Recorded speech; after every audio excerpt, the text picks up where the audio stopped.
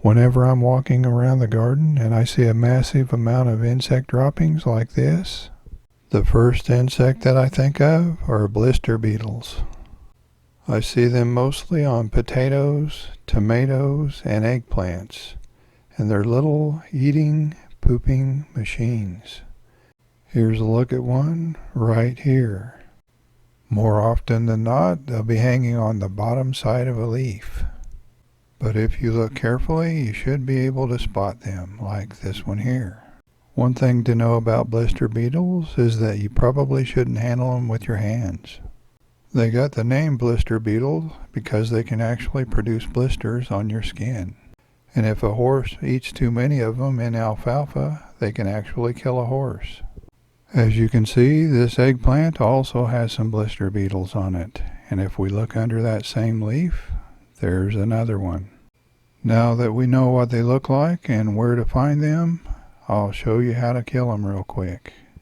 And this method doesn't require any poisons or harsh chemicals on your garden.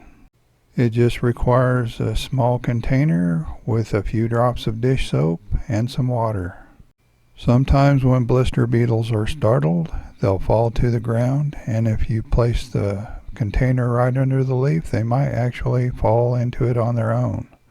But if not, you can just shake them into it or scrape them into it. And it just takes them a few seconds to die once they're in the soapy water. And the nice thing about this method is it works on just about any insect or caterpillar.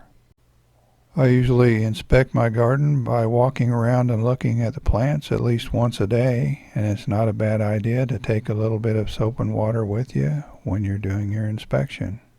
After just a couple of minutes of looking around the plant, I was able to remove 8 blister beetles that will be doing no more damage to my plants.